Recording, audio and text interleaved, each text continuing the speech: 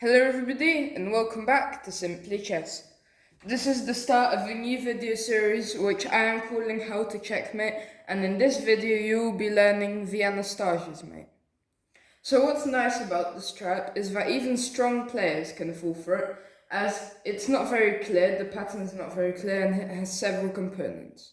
The first component is you have to have a knight on the e7 square. The second component is that there is a black pawn on the g7 square, and the third and last component is that the black king is on the h8 square. And the position on the board here is a very typical pattern for the Anastasias, mate. And this is our first of 3 examples, and it goes like this.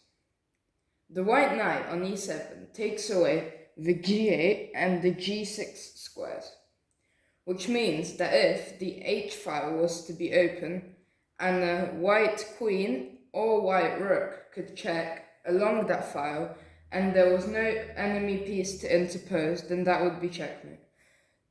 So this justifies white sacrificing heavily on the h7 square to force the opening of the h file.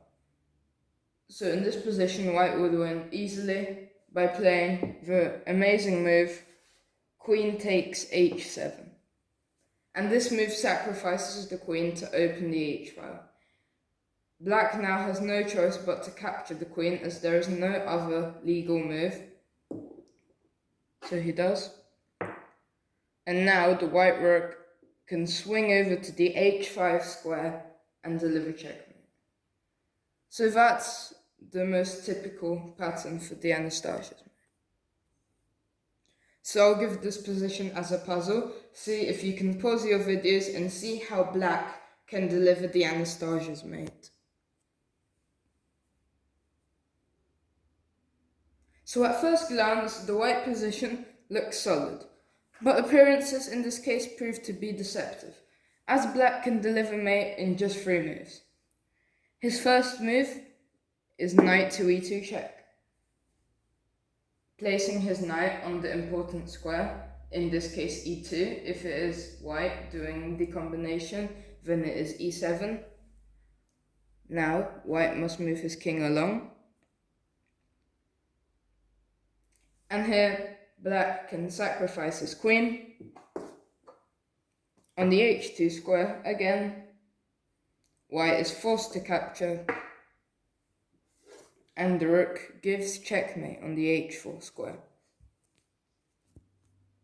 So this next example is a little bit different, but it is still the same concept.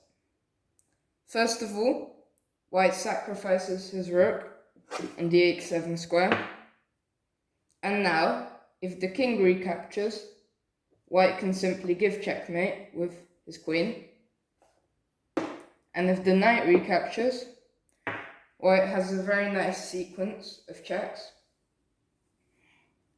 He plays queen to c8. Black must now block with his knight. White now captures this knight. Black's king must come forward, and white gives checkmate on the g8 square. Okay, so this is our last example, and I would highly encourage you to pause the video here, as finding combinations such as this is very good for your chess training. So how can black deliver checkmate? So he starts off with a queen sacrifice. He goes knight to e2.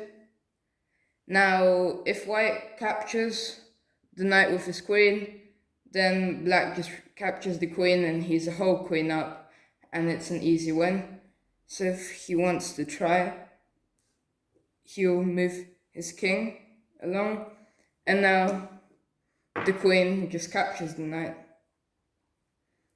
and white has to recapture. And now the h file is open, but how to deliver checkmate on it?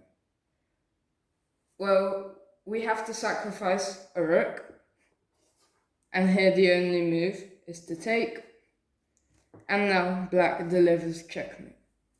So I hope you enjoyed this video.